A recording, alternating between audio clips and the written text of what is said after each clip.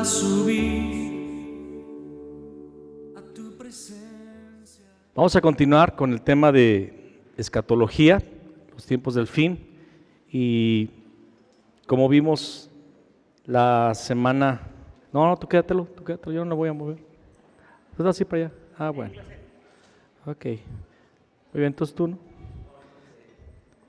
Nada más al volumen. Bueno, aquí le dejamos. Cualquier cosa me dicen. Estuvimos viendo, hemos estado viendo temas acerca del fin desde hace tiempo ya. Paramos un breve espacio de tiempo para hablar de otros temas, pero hoy retomamos el segundo tema de los tiempos del fin, escatología. ¿Por qué hablar del tiempo del fin? Porque estamos viviendo en él. ¿Amén? ¿Me escuchó? ¿Sí me está escuchando? ¿Se escucha bien mi voz? Ok. Estamos viviendo en el tiempo del fin. Entonces, necesitamos saber lo que está sucediendo según la palabra de Dios. Necesitamos conocer los tiempos. Y vimos la vez pasada que Satanás ha introducido mucho engaño, mucha confusión. Los que tenemos tiempo en el Señor sabemos que la iglesia tiene muchas ideas acerca del fin de los tiempos, pero la palabra del Señor es una, lo que el Señor piensa acerca del fin es uno, y nosotros necesitamos ver lo que el Señor dice según su palabra, lo que Él piensa acerca del fin, lo que Él dijo acerca del fin, y tratar de entender. Por tantas versiones o opiniones acerca del fin, un sector gigantesco de la iglesia ya no quiere hablar del fin, ya no quiere saber, porque está confundido. Pero eso arroja varios problemas. Uno de ellos es que seamos la virgen imprudente que se queda sin aceite. ¿Me explico? Porque no se preparó. Y la palabra dice que bienaventurado el siervo que cuando regrese su Señor se encuentre dando ración a sus criados o a los siervos a tiempo.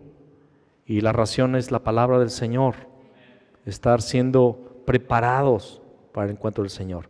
Como te lo dije, creo la vez pasada, ¿qué harías si supieras que el Señor ya viene mañana?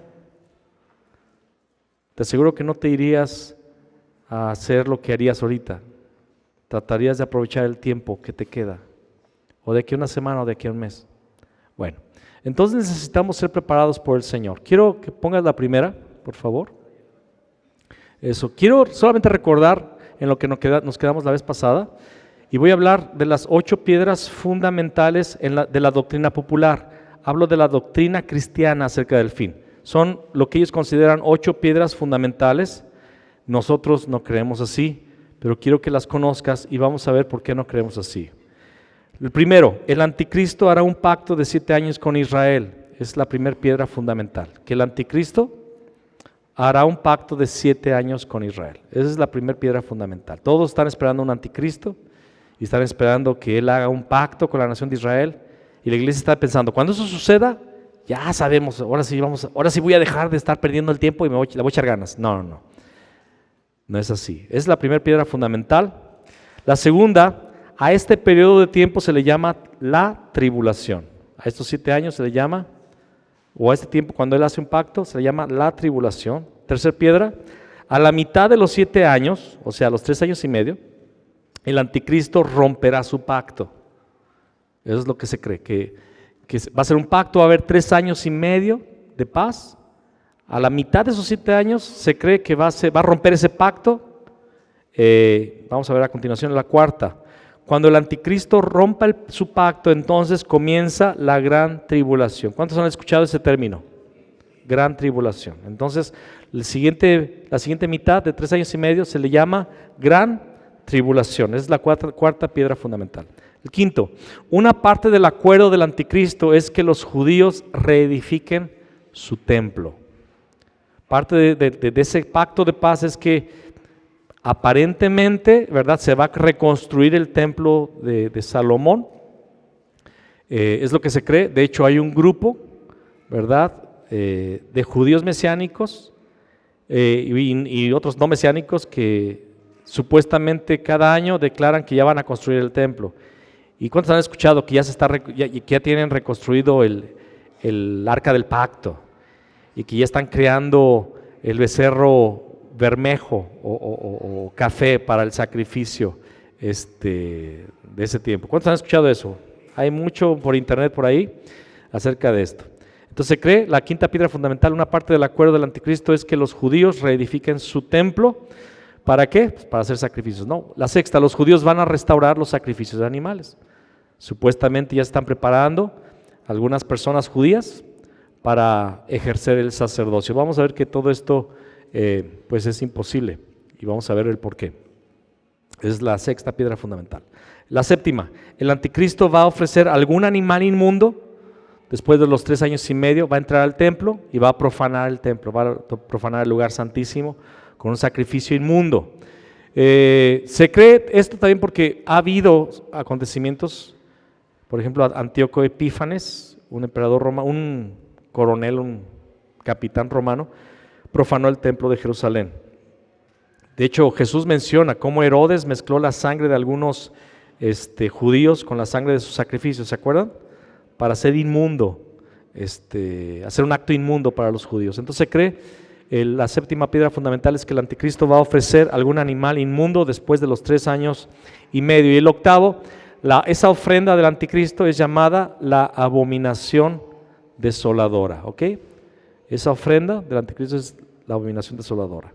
Son las 8 piedras fundamentales y ahí están. ¿Dónde comenzó este entendimiento, esta doctrina popular? Quiero que veamos. Todo comenzó con un jesuita. Esto no nació con los cristianos, no nació entre el pueblo de Dios, no nació con los reformadores, no nació, nació dentro de la Iglesia Católica. Todo comenzó con un jesuita llamado Francisco Rivera. Escribió un libro a mediados de 1580, 1590 por ahí, interpretando la porción de Daniel 9:27, que vamos a examinar nuevamente de aquí a un poquito. Él decía que el anticristo hará un pacto con Israel en su libro. Él dijo, va a haber un anticristo, ese anticristo va a hacer un pacto con Israel. Y Rivera escribió este libro para demostrar, la razón de su teología, la razón de su escatología era demostrar que si el anticristo iría a hacer un pacto con Israel solo por 7 años, el papa de ese momento, el papa de entonces, no podría ser el anticristo, pues ya había gobernado por más de 7 años. Entonces, la escatología que hoy la iglesia cree está basada en un deseo de un jesuita de mostrarle a los luteranos de aquella época que el papa no era el anticristo, porque se decía que el papa era el anticristo. ¿Ok? No sé si estás captando el problema de todo este asunto. Esta doctrina escatológica que hoy la iglesia tiene fue creada, para empezar, por un jesuita católico, con el propósito de demostrar que el papa no era el anticristo. ¿Cuántos han escuchado que el anticristo va a salir de la iglesia católica? ¿Cuántos han escuchado que la iglesia católica es el anticristo y que Roma va a gobernar nuevamente en el final? ¿Cuántos han escuchado esto? Ok, nada que ver. Nada que ver. Y no es que yo sea católico o algo así. Oremos por los católicos para que reciban la salvación, pero no va por ahí. No va por ahí. Ok. En aquella época el libro no tuvo éxito. De hecho, la efervescencia era la efervescencia protestante luterana. Okay, los luteranos que se habían separado de la iglesia católica por causa del desvío de la iglesia católica, un desvío rampante. La iglesia católica se ha vuelto política, se había vuelto completamente política, se había vuelto completamente avariciosa, deseosa del dinero, explotaba a su iglesia a través de herejías. Su propósito era quitarle el dinero a los pobres, construir sus grandes templos, ¿verdad? A través de mentiras como las indulgencias y tantas cosas. Y se levantó un hombre llamado Lutero, un maestro, un teólogo, y empezó a escribir que el justo solamente por la fe vivirá y que la salvación es solamente por la gracia de Cristo y no por obras. Y empezó toda una reforma y los luteranos empezaron a levantarse en Europa y la iglesia católica se vio amenazada. Por eso este jesuita escribió este libro, pero ese libro no tuvo éxito entre los luteranos ni entre la iglesia cristiana. Nadie lo creyó, se quedó ahí almacenado en las librerías ese libro, nadie lo compró. Pero en 1810, un pastor anglicano en Inglaterra llamado Edwin Irving, no sé si se escribe así, la verdad, pero creo que sí estoy en lo correcto. Edwin Irving compró el libro, lo leyó y pensó que eran cosas muy interesantes y comenzó a enseñarlas en su congregación. A causa de las predicaciones de este hombre, que se me olvidó su nombre, Edwin Irving, a causa de las predicaciones, una mujer de Escocia que estuvo en una de esas predicaciones tuvo una visión, ¿ok?, que confirmaba dicha enseñanza y se popularizó la visión de esta mujer llamada Margaret MacDonald, ¿ok? De ahí no vienen las hamburguesas, no se preocupe, puede seguir yendo a McDonald's, no es herejía comer McDonald's. Pero esta mujer llamada Margaret MacDonald tuvo esta visión que se popularizó, supuestamente ella tuvo una visión donde Dios decía que eso sí era, esa es lo que va a pasar, ¿verdad? Lo que escribió el jesuita, que predicó Edwin, tuvo esa visión, y esta visión llegó hasta un hombre llamado John Darby, y él la interpretó la visión. Entonces está basada la teología por un jesuita, que escribió algo por el Papa, y luego un Edwin lo predicó en su iglesia, una mujer tuvo una visión, y este hombre llamado John interpretó la visión. O sea, ¿cuántos han escuchado un término llamado teléfono descompuesto? Entonces John Darby, él manejaba un grupo que se llamaba, sería el nombre, Los Amigos, un grupo grande. Y luego él fue con un amigo llamado Charles Scofield. ¿Cuántos saben de una Biblia que se llama la Biblia de Scofield? Ok, hay traducciones de la Biblia y hay Biblias que tienen comentarios. Hay, por ejemplo, hay varias Biblias y es bueno comprar Biblias por ejemplo, hay una Biblia con comentarios de MacArthur, hay Biblias con comentarios de varios hombres de Dios. Ahorita se me están borrando porque no lo tengo aquí la Thompson, por ejemplo, una de las más vendidas ahorita ha sido la Thompson.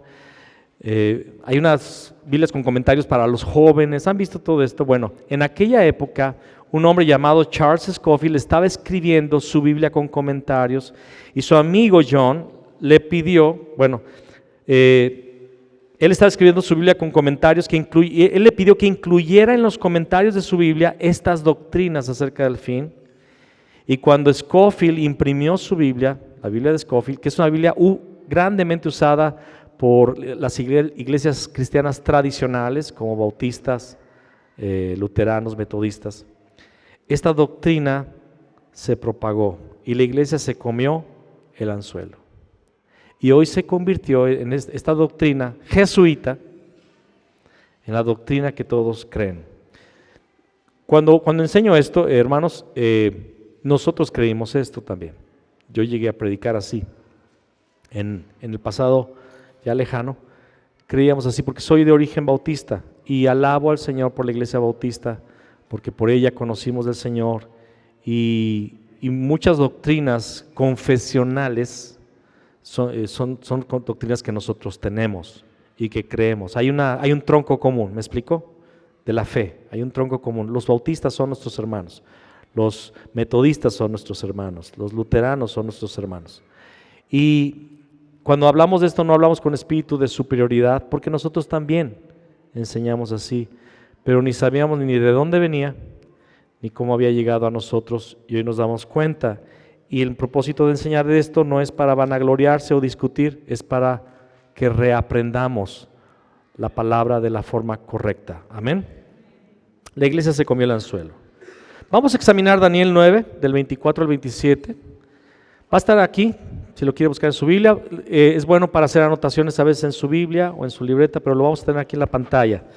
Daniel 9:24, lo voy a leer en la versión Reina Valera porque es la más cercana a la versión original, ¿ok? Vamos a estar usando la NTV, pero en cuanto a escatología vamos a usar porciones de la Reina Valera porque está más cercana. La NTV, déjenme explicar algo, la NTV en cuanto a la traducción escatológica está muy mal. Hago la aclaración. Traducen muy mal, de hecho no traducen, interpretan. Y interpretan con la interpretación de Scofield. Entonces ya estamos mal. Si queremos aprender escatología a través de esas versiones. Voy a usar la Reina Valera. Y dice Daniel 9, 24 al 27, 70 semanas están determinadas sobre tu pueblo y sobre tu santa ciudad. ¿Sobre quién está determinado este tiempo? ¿Cuál es el pueblo de Dios? ¿Cuál es el pueblo de Daniel? Porque hay una interpretación, no, el pueblo de Dios, el pueblo de Daniel es la iglesia. No, sí, la iglesia, sí, pero el pueblo de Daniel es el pueblo de Israel. Daniel estaba preguntándole al Señor, Señor, estamos en el cautiverio y ya se cumplieron los 70 años. ¿Qué pasó? ¿Qué va a pasar? Le estaba preguntando Daniel acerca de los tiempos para la nación de Israel. Y el ángel de Dios, Gabriel, le dice, no solamente te voy a declarar lo que viene para el pueblo de Israel en este tiempo, sino para el tiempo escatológico. Amén. 70 semanas están determinadas sobre tu pueblo y sobre tu santa ciudad. ¿Cuál es la ciudad santa del pueblo de Israel? Jerusalén. Escuche, todo lo que tiene que ver con Jerusalén es bien importante. ¿Escuchó? Lo que está pasando ahorita con Israel es súper importante.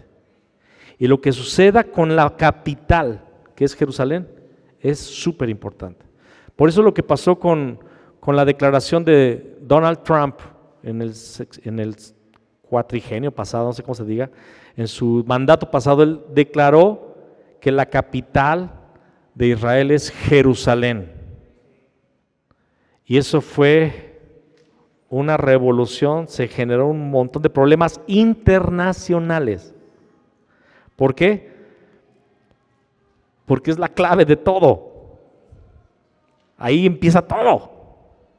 ¿Ok? Entonces es importante. 70 semanas están determinadas sobre tu pueblo y sobre tu santa ciudad. Semanas, 70 semanas. Entonces 70 grupos de 7. ¿Ok? ¿Qué significa esto? ¿Cuánto da 70 por 7? Entonces hay 490 años de acontecimientos proféticos. Dice, para terminar la prevaricación, va a suceder esto en estas 70 semanas, se va a terminar la prevaricación y poner fin al pecado y expiar la iniquidad para traer la justicia perdurable y sellar la visión y la profecía, o sea que se acabe todo lo profético. ¿Eso cuándo va a suceder? Cuando venga el reino. Y ungir al santo de los santos. Aquí se me atravesó un desolador que no va en el original, lo tengo que arreglar después. Sabe pues y entiende, empieza a explicar, ¿ok? ¿Qué va a explicar? Hay 70 semanas, hay 490 años, ¿qué va a suceder? Que va a acabar la prevaricación, va a ungir al santo de santos, va a terminar con el pecado, va a expiar la iniquidad, todo lo que vimos. Y ahora empieza a explicar el mensajero, el ángel. Sabe pues y entiende que desde la salida de la orden para restaurar y edificar a Jerusalén, ¿esto cuándo sucedió? ¿Se acuerdan de Esdras y Nehemías? La orden de Ciro. Todo eso lo vamos a explicar después, ahorita no hay tiempo. Pero desde la orden para restaurar y edificar a Jerusalén hasta el Mesías príncipe. ¿Quién es el Mesías? Desde la orden hasta el Mesías, ¿habrá qué? Ah, caray, ¿quién eran 70? Habrá 7 semanas. ¿Cuánto da 7 por 7? 40, entonces lo voy a traducir. Habrá 49 años y 62 semanas. ¿Cuánto da 62 por 7? 434 años. ¿Ok? ¿Sí? ¿Sí estoy bien? Haga la cuenta por ahí porque luego soy malo en botánica. A ver si me entendieron el chiste. Ok. Entonces, el ángel le dice, hay 2 periodos de tiempo. Uno de 62 semanas y otro de 7 semanas. Pero espérate, 62 y 7, ¿cuánto da? 69, pero dijiste que 70. Entonces son 3 periodos de tiempo. Hay 3 periodos de tiempo. Fíjense lo que voy a decir. Hay un periodo de 62 semanas, desde la orden para restaurar Jerusalén hasta el Mesías. Hay un grupo de 7 semanas, 49 años, y hay una semana de 7 años. ¿Sale? De esa semana de 7 años es de donde salió toda la teología de los 7 años en el fin. ¿Me están captando? ¿Sí me están captando? No quiero revolver a nadie. 70 semanas hay. Y va a haber, dice aquí, desde la orden para restaurar y edificar a Jerusalén hasta el Mesías príncipe habrá 7 semanas, 49 años, y 62 semanas. Se volverá a edificar la plaza y el muro en tiempos angustiosos, y después de las 62 semanas se quitará la vida al Mesías. Espérate, desde la orden de restaurar Jerusalén hasta el Mesías, ¿hubo 49 años? No. Desde la orden de restaurar Jerusalén hasta Cristo hubo el periodo de 434 años. Entonces aquí explica, porque en hebreo, y la forma en la que el ángel está hablándole a Daniel, no es la forma ordinaria o común de los occidentales de decir, él no empieza a abordar el primer periodo de tiempo, sino él aborda el segundo periodo de tiempo. Y después de las 62 semanas, se quitará la vida al Mesías. Eso sucedió después de las 62 semanas, mas no por sí, o sea, Jesús no se quitó la vida, él no se suicidó, no, a él lo enjuiciaron por nuestro pecado. Amén. Y el pueblo de un príncipe que ha de venir destruirá la ciudad y el santuario. ¿Quién va a destruir la ciudad y el santuario? ¿Quién va a destruir el santuario? ¿El sujeto quién es? ¿El pueblo o el príncipe?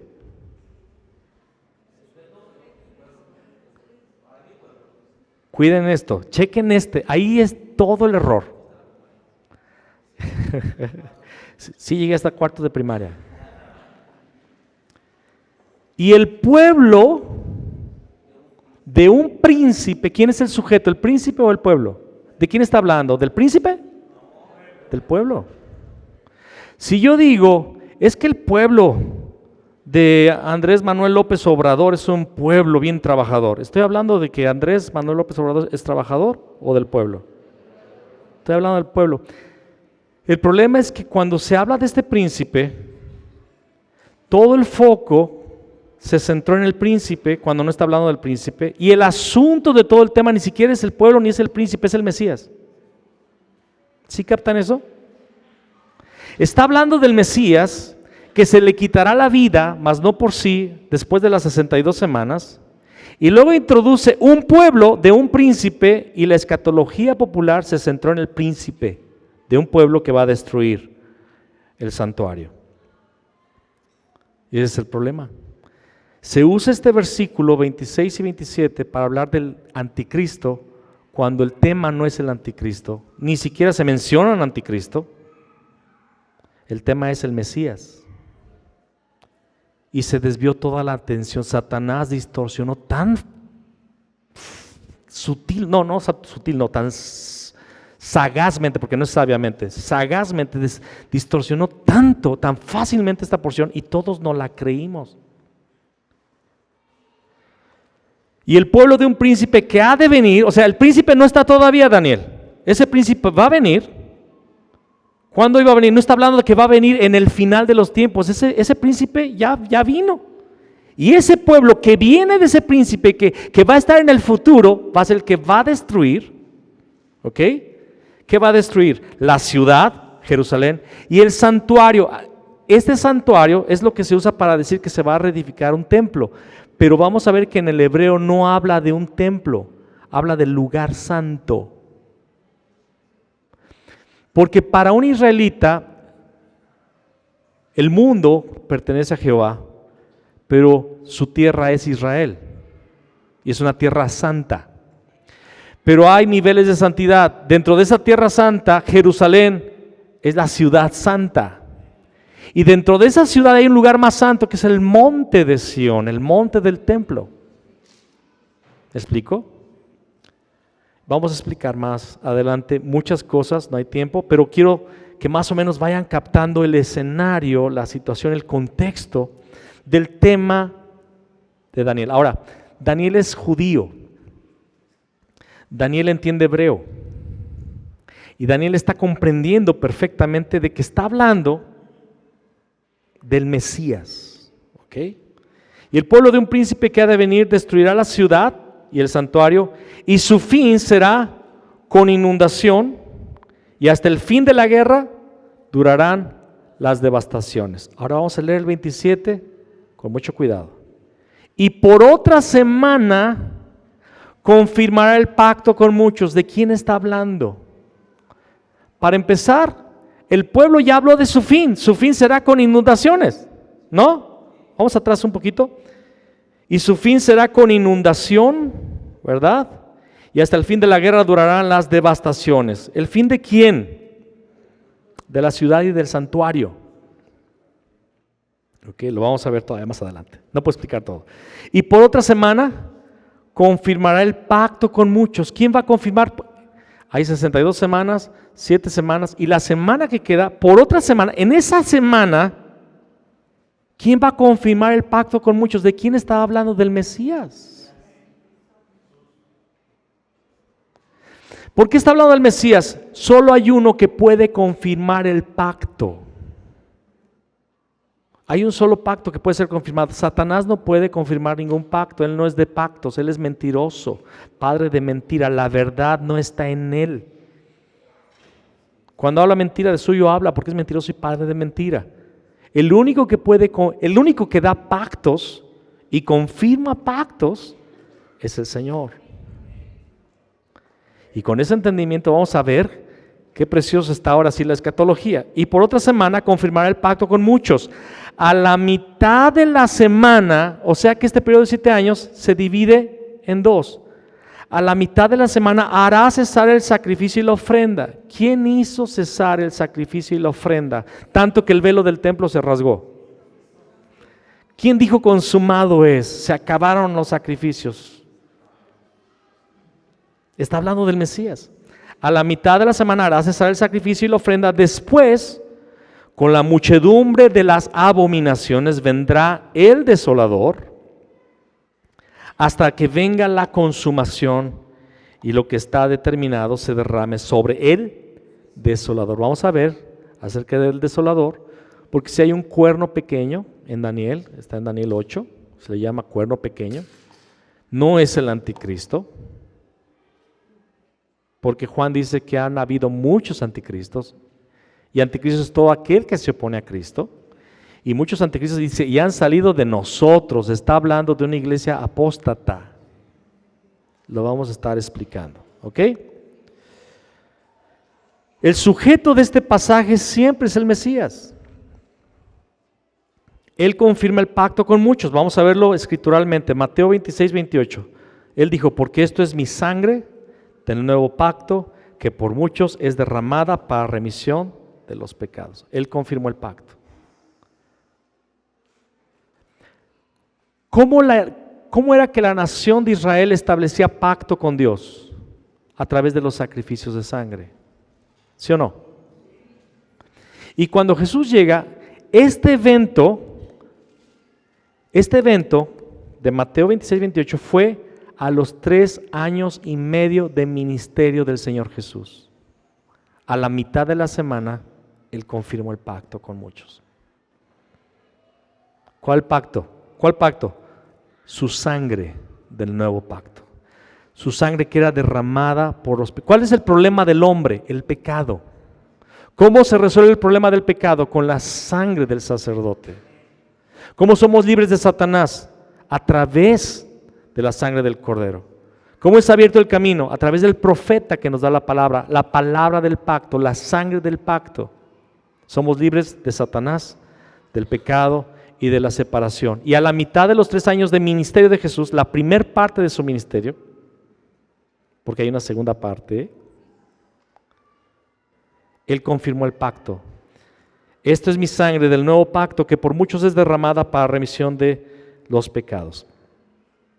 Romanos 15, 8, pues os digo que Cristo Jesús vino a ser siervo de la circuncisión para mostrar la verdad de Dios, para confirmar las promesas hechas a los padres. ¿Cuáles eran las promesas? Era el pacto, era el pacto de Dios. Jesucristo vino a confirmar el pacto, vino a confirmar las promesas hechas a Abraham, Isaac, Jacob. Amén. Lo hizo a la mitad de la semana. Hechos 1:6. Entonces, quiero que usted piense un poquito, piense conmigo.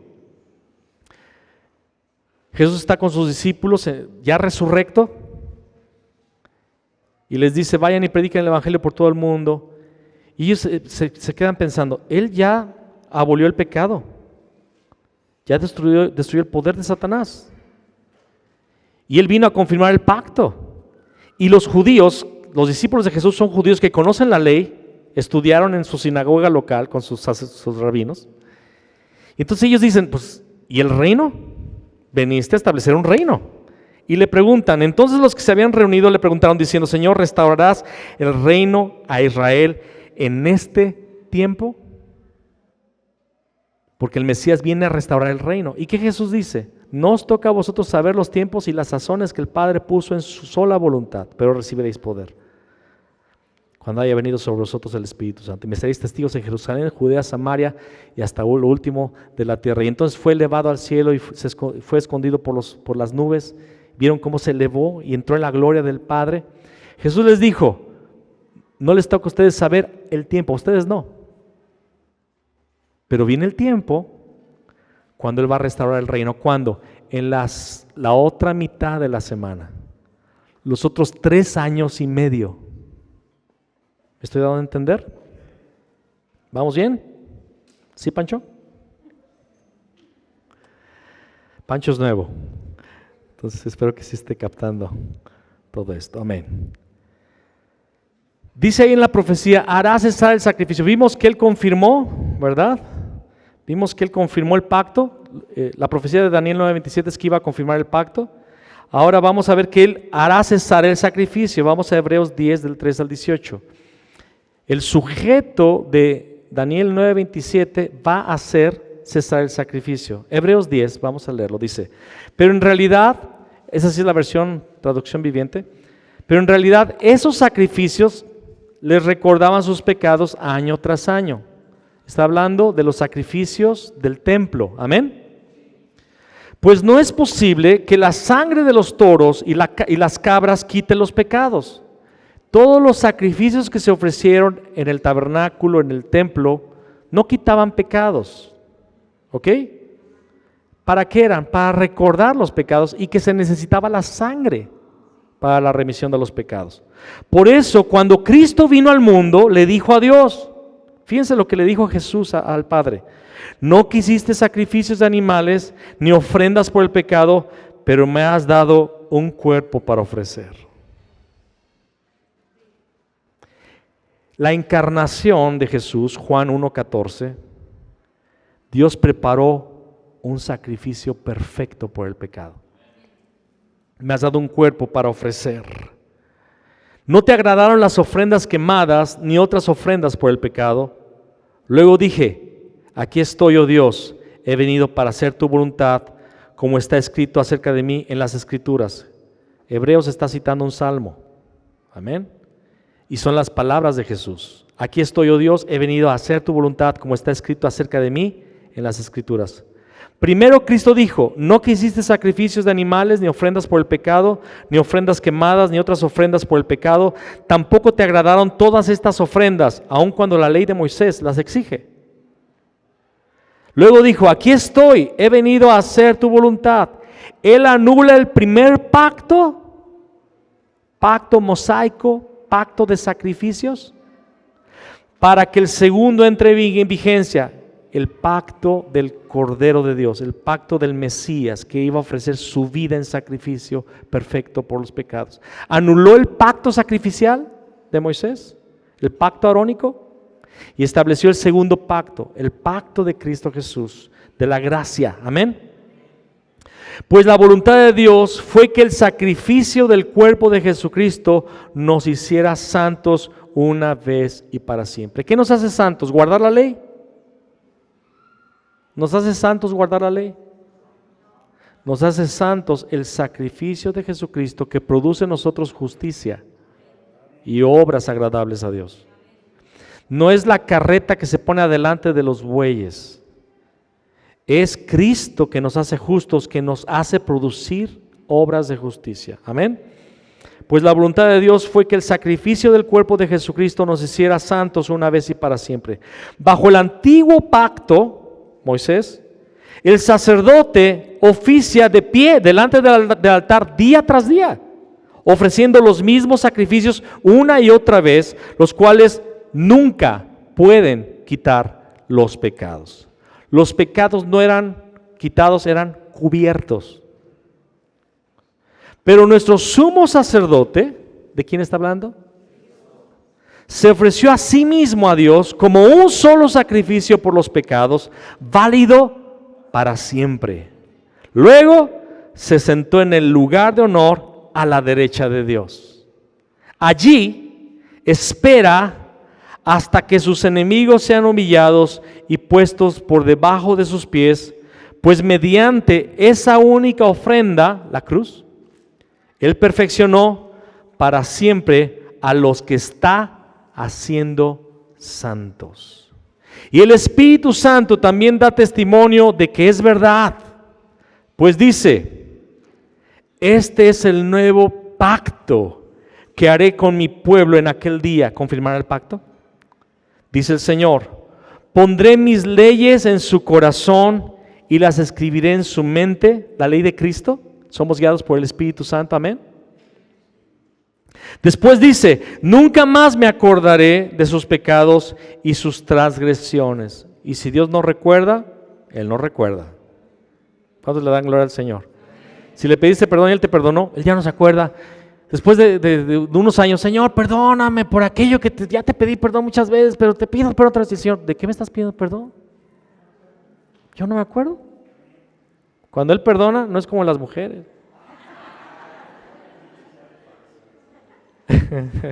Es broma, hermanas, es broma. Escondeme aquí atrás. Después dice, y esto es glorioso, ¿verdad? Nunca me acordaré de esos pecados y sus transgresiones. Qué amor de nuestro Dios. Seas lo que hayas sido, si la sangre del Cordero te lavó, eso ya no está en la memoria del Padre. Eso es gracia, eso es misericordia.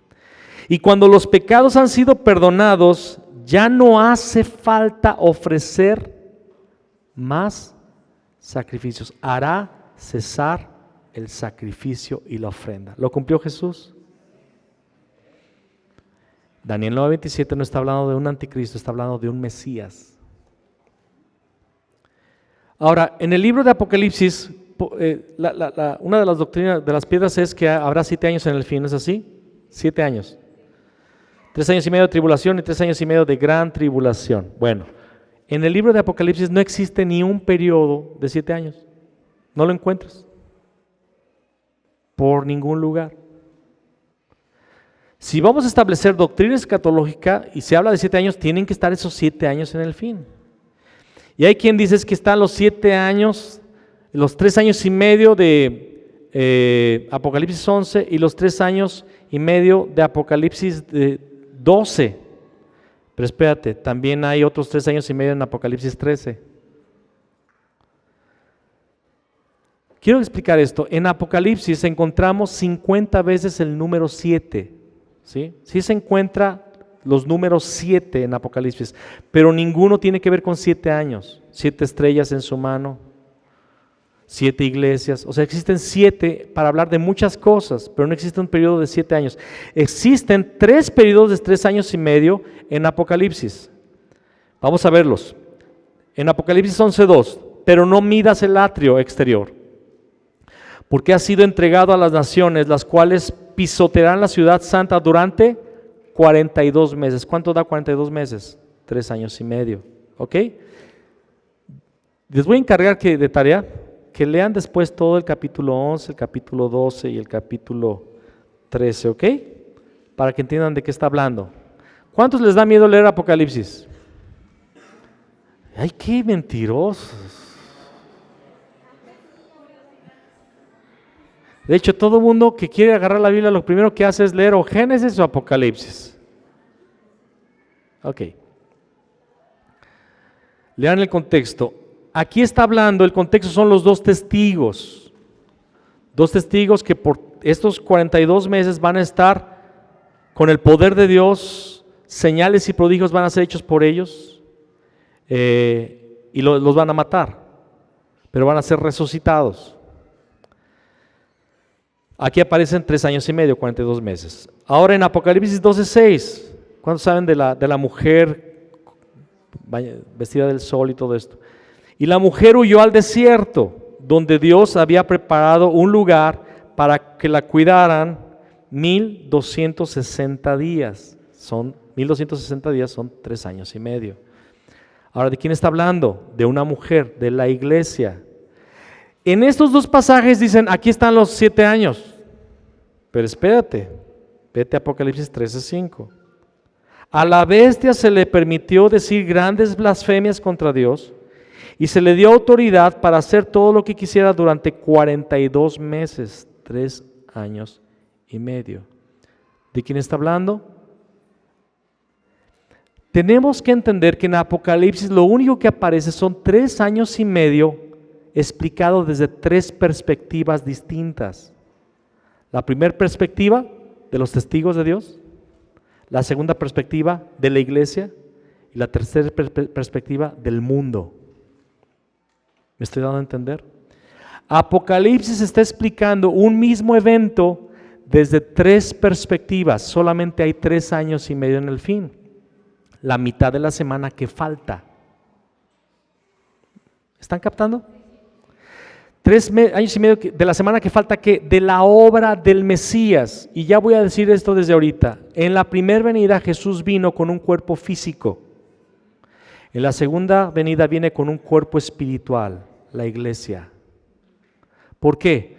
Lo vimos en Hebreos. Dice que Él se sentó a la diestra del Padre esperando a que todos sus enemigos sean puestos debajo de sus pies. ¿Quién va a poner a sus enemigos debajo de sus pies? Pablo explica que la iglesia es el cuerpo de Cristo con la cual Dios ha dado a conocer su sabiduría en los terrenos espirituales. La iglesia, los hijos maduros, las 2 compañías, Moisés y Elías de Apocalipsis 11, que van a tener el poder de Dios, los ungidos, Romanos 8, la manifestación gloriosa de los hijos de Dios. Los hijos maduros que van a llegar a manifestar a Cristo van a someter espiritualmente a este mundo perverso que está bajo Satanás al control del Cristo. Cristo va a venir en su iglesia. ¿Quién dice eso? Apocalipsis 12, la mujer va a dar a luz el hijo varón. Cristo. Ahí está la otra semana y media, la otra mitad de la semana. 3 perspectivas, porque si vamos a sumar, es que les encanta sumar, es que aquí hay 3 años y medio, aquí hay otros 3 años y medio, vamos a sumarlo, ok, pues suma los otros 3 años y medio, ya nos dan 10 años y medio, ¿sí o no? Y Daniel nada más habla de una semana, a la mitad hizo cesar el sacrificio y la ofrenda, a la mitad confirmó el pacto con muchos, y a la otra mitad vamos a ver lo que va a hacer el Mesías. Una clave ahora, ok, ¿ya captamos eso? ¿Sí? Escúchenme, es muy importante construir bien los cimientos, porque dependiendo de que usted entienda bien esto, va a entender todo lo demás. Si le queda raro esto, si ay, me quedé como que volando, pues ya lo demás se va a hacer bolas. ¿Cuánto les pasó eso con los productos notables en la prepa? Si no aprendes el binomio cuadrado perfecto, ya lo demás se te hace todo bolas. El trinomio, no, pues me quedé en el binomio, profesor. Tenemos que entender bien el binomio y después el trinomio para entender factorización y productos notables. Esa materia, ¿cómo la amé? Una clave para entender el fin es que, escuchen esto, es una clave bien importante, cáptenla. Él es el principio y Él es el fin. Él es el principio y Él es el fin. Por ejemplo, el 31 de diciembre a las 11:59 con 59 segundos, ¿qué es? El fin. Pero ¿qué es también? El principio del siguiente año. Todo final es un principio. Amén. Ese instante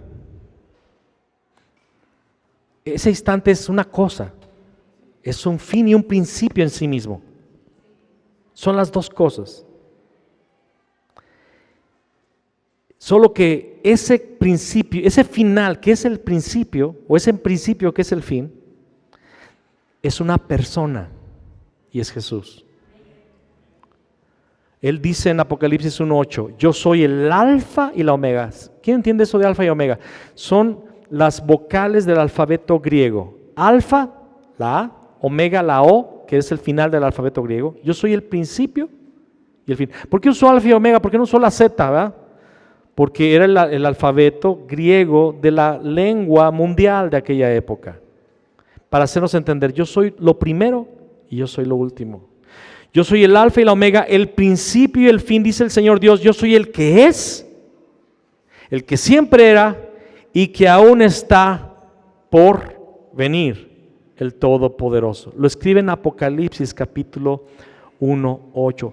Eso es importante. Apocalipsis empieza, Jesús está diciendo, yo soy el principio. De hecho, acompáñame a Apocalipsis rapidito, eso no lo pongo ahí en la presentación, Apocalipsis 1. Versículo 1 dice, esta es una revelación, ¿la tiene? Apocalipsis 1:1.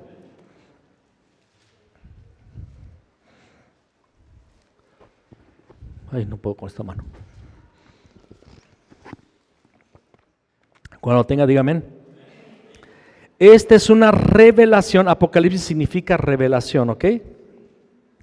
Esa es una revelación ¿de qué? De Jesucristo, la cual Dios le dio para mostrar a sus siervos los acontecimientos que deben suceder pronto. Él envió a un ángel a presentarle esta revelación a su siervo Juan, quien relató con fidelidad todo lo que vio. Este es un relato de la palabra de Dios y del testimonio de Jesús Cristo. Dios bendice al que lea a la iglesia las palabras de esta profecía y bendice a todos los que escuchan el mensaje y obedecen lo que dice, porque el tiempo está cerca. Apocalipsis es una revelación ¿de quién? De una persona. ¿Quién es esa persona? Es el principio y es el fin. Es Jesús. Amén. Y Él nunca cambia. Amén. ¿Cuántos saben que Dios nunca cambia? Jesucristo es el mismo ayer, hoy y siempre. ¿Qué estoy queriendo decir? Vamos a entenderlo. ¿Cuántos conocen estas fotos? La primera se parece a Manuel cuando viene a dar el turno en la mañana. Y la segunda al pastor Fabián. El primero es Abraham Lincoln, ¿ok? Y el segundo es John F. Kennedy, ¿sale? Son dos personas. ¿Por qué estoy sacando esto en este tema? Hay datos interesantes. Y la historia de estas dos personas, los dos trabajaron en pro de algo y los dos están enlazados en la historia. Y solamente nos muestra unos detallitos acerca de Dios, porque Dios hace las cosas de una forma tan perfecta, tan sabia, tan misteriosa, y solo los entendidos pueden captar el mensaje de Dios. Un ejemplo moderno, sorprendente de la historia repitiéndose al principio y al fin, se ve en el apoyo presidencial dado al movimiento de derechos civiles de los negros en Estados Unidos. Tanto Abraham Lincoln comenzó este movimiento. ¿Cuál fue el movimiento? De los derechos civiles de los negros. Lo empezó Abraham Lincoln. Y este movimiento terminó con John F. Kennedy, que también apoyaba este movimiento. El apoyo presidencial para este movimiento empezó con el presidente Lincoln y la abolición de la esclavitud y terminó con la muerte del presidente Kennedy. Comparemos algunos eventos del principio y el fin de ese apoyo. Lincoln fue elegido en el año 1860 y Kennedy fue elegido en 1960, 100 años después. Ambos fueron asesinados un viernes y en presencia de sus esposas. A ambos les dispararon en la cabeza. Los vicepresidentes que sucedieron a ambos se apellidaron Johnson. Ambos Johnson provenían del sur y ambos habían sido senadores antes de convertirse en vicepresidentes. Andrew Johnson nació en 1808 y Lyndon Johnson en 1908. 100 años. John Wilkes Booth, el asesino de Lincoln, nació en 1839 y Lee Harvey Oswald, acusado de asesinar a Kennedy, nació en 1939. Ambos fueron asesinados antes de ser juzgados. La esposa de Lincoln y la esposa de Kennedy experimentaron la muerte prematura de un niño cuando vivían en la Casa Blanca. La secretaria de Lincoln, de apellido Kennedy, le advirtió a Lincoln que no fuera al teatro. La secretaria de Kennedy, apellidada Lincoln, le advirtió a Kennedy que no fuera a Dallas. Booth le disparó a Lincoln en un teatro y luego corrió a un almacén. Oswald disparó desde un almacén y luego corrió a un teatro. ¿Será esto meramente una coincidencia o es este un ejemplo de la relación íntima que existe entre el principio y el fin de su historia? O sea, de los eventos que Él soberanamente controla sobre esta tierra. Lo leímos en Daniel, Él muda los tiempos, cambia las edades, pone y quita reyes. Y es interesante porque todos estos detalles, mucha coincidencia para hacer coincidencia, sucedieron en un periodo de 100 años en un país con 2 presidentes. Dios está mostrando que Él tiene el control y que el principio y el fin son una misma cosa, se repiten. Dios lo ha hecho así. Debido a que aquel que declara que es el principio y el fin controla la historia se repite a sí misma, sea moderna o antigua. Yo no sé si yo te invito a hacer un pequeño análisis, una pequeña tarea personal, y nos demos cuenta que generalmente todos repetimos la historia de nuestros padres. En muchas cosas. Yo lo he visto. Y estoy antenado. Porque digo, mi papá pasó por aquí, ok, yo voy a pasar las mismas. Y ha sucedido. El mismo caminito, en diferente tiempo, con diferentes nombres, pero los mismos sucesos. ¿Por qué lo hace Dios así? Para que no nos demos de golpes. Para que sepamos ya cómo es la cosa. Les conté un tristemonio. Se los cuento otra vez. Cuando yo estaba en la prepa, reprobé el examen de matemáticas por mugrosos productos notables y todo esto. Yo no sé por qué Baldor inventó ese libro. Si encuentro un día Baldor en algún lugar, le voy a meter un moquete, le voy a dar descuento. Es un libro grueso, pesado, le voy a dar de librazos. Y ahí estaba yo en el examen y reprobé, ¿no? Y el examen estaba... ¿Cuántos saben que los exámenes de matemáticas son las cosas más horribles? Porque son 4 o 5 numeritos que se hacen una papelota así. Y traté de hacer todo así, no me salió bien, reprobé, tuve que irme a extraordinario.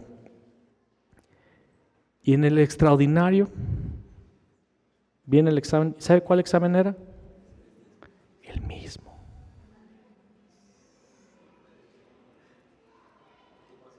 Eso ya no te lo platico. En Juan 2, vamos a ver esto, fíjense en estos detalles. En Juan 2, Jesús comenzó su ministerio sirviendo vino y terminó su ministerio sirviendo vino. Primer evento del ministerio y último evento, servir vino. Cuando Jesús nació había una María, un José, un Simeón y un Herodes, y en su muerte también había una María, también había un José, nada más que de Arimatea, un Simón y otro Herodes, pero había lo mismo. El Nuevo Testamento comienza con una virgen, ¿no es así? Dando a luz un niño, y el Nuevo Testamento también termina con una virgen dando a luz un hijo varón que regirá las naciones antes de la boda, Apocalipsis 12. Las mismas 10 plagas del Éxodo están en Apocalipsis. ¿Se han dado cuenta de eso? ¿Alguien ha visto? Y entonces cayó fuego, lo mismo de las 10 plagas de Egipto. Dios envió 10 plagas para rescatar a su novia, a su pueblo Israel, y en el final Dios va a enviar 10 plagas sobre el mundo para rescatar a su iglesia. Amén.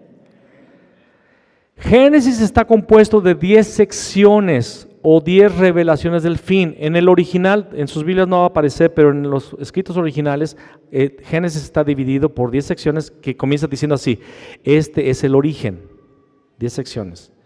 Y en el Apocalipsis también hay 10 secciones. En la primera venida, el pueblo de Israel esperaba la venida del Mesías para que lo rescatara de Roma. ¿No es así? Y el día de hoy, la iglesia espera la segunda venida y ser rescatada también de Roma, de la iglesia católica. Es lo que la iglesia protestante cree. No que va a ser rescatada de Roma o del catolicismo, porque el catolicismo ni figura en los planes finales. Es otro pueblo el que ya se levantó y lo estamos viendo, es el Islam. El Islam es el que vamos a ser rescatados, ¿verdad? Pero de alguna manera el entendimiento de Israel es: libéranos de Roma. Y Dios no venía a liberarlos de Roma, venía a liberarlos de Satanás. Y la iglesia hoy: libéranos otra vez de Roma. Y Dios ni siquiera viene a liberarnos de Roma, viene a liberarnos de este mundo. ¿Ok? Isaías 46, con eso estamos terminando. Y estoy terminando en tiempo, gracias a Dios. Isaías 46, 9 y 10. Acordaos de las cosas pasadas de los tiempos antiguos, porque yo soy Dios y no hay otro Dios, y nada hay semejante a mí. Porque, aquí está la clave, porque anuncio lo por venir desde el principio. Y desde la antigüedad lo que aún no era hecho, que digo, mi consejo permanecerá y haré todo lo que quiero. Amén. Entonces, ¿qué dice Isaías? Dice: acuérdense de las cosas pasadas de los tiempos antiguos. ¿Qué está diciendo el Señor? Lo que sucedió al principio se va a repetir al final. ¿Ok? Es clave para entender el final. Es clave entender que Él es el principio y el final. Es clave entender que lo que sucedió va a volver a suceder, igualito. ¿Por qué? Porque Dios quiere que pasemos el examen. Que anuncio lo por venir desde el principio. ¿Cómo lo anuncia? Con los eventos del principio. Él dice: esto que sucedió es un anuncio de lo que va a suceder otra vez en el final. Amén. Eclesiastés 1, 9 y 10. La historia no hace más que repetirse. ¿Está más claro? Si no me crees, y con esta porción, pues ya no entendiste nada. Y estás de terco. Quieres seguir tus 8 piedras fundamentales del jesuita. Quieres seguir la doctrina de un católico que lo inventó para mostrar que el Papa no era el anticristo. La historia no hace más que repetirse, ya todo se hizo antes, no hay nada realmente nuevo bajo el sol. A veces la gente dice: esto es algo nuevo, pero la verdad es que no lo es, nada es completamente nuevo. Y tan. Y entonces vamos a ver con la Escritura y vamos a estudiar con más profundidad los eventos apocalípticos, entendiendo que lo que va a suceder ya sucedió. ¿Cómo comenzó la liberación del pueblo de Israel en Egipto?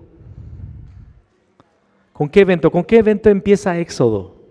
La muerte de los inocentes. ¿Cómo comenzó la edad del Nuevo Testamento?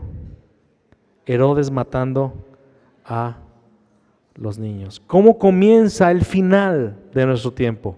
El dragón está queriendo devorar al hijo varón, la matanza otra vez de niños. Literalmente un problema mundial es el aborto. Alguien puede decir: ¿quién está matando niños? El aborto legalizado. Es una ley controversial que se está levantando en todas las naciones de la tierra, supuestamente el derecho de la mujer de tener control de su cuerpo, y el aborto es la matanza de los niños que otra vez se está repitiendo. Y vamos a ver así en toda la escatología que el final ya fue descrito, está en Génesis, está en la primera venida. Todo lo que sucedió en el ministerio de Jesús va a suceder nuevamente en el final. Y eso nos está dando luz de prepararnos. ¿Para qué es la escatología? Para que nos preparemos. La pregunta con la que termino es esta: ¿será que nos va a suceder lo mismo que le sucedió al pueblo de Israel? Jesús subió a Jerusalén y cuando la vio dijo: Jerusalén, Jerusalén, que matas a tus profetas y apedreas a los que te son enviados. ¿Cuántas veces quise juntar a tus hijos como la gallina junta sus polluelos debajo de sus alas y no quisiste? Pero ahora os digo, vuestra casa es dejada desierta, porque no conociste el día de tu visitación. ¿Saben por qué no conocieron el día de la visitación? Porque Jesús no encajaba en su escatología distorsionada. Y las 8 piedras fundamentales de la doctrina popular van a hacer que la iglesia en general no reconozca su visitación. Esperando un templo, esperando un anticristo, esperando un periodo de 7 años, esperando un sacrificio en un templo, esperando un pacto del anticristo, esperando muchas cosas basados en un versículo que no habla del anticristo, que habla del Mesías. Qué triste, ¿no? Oremos que el Señor nos ayude a entender la profecía, que no nos ensoberbezca, sino que nos dé temor de preparar nuestras vidas para el Señor. Póngase de pie, vamos a orar.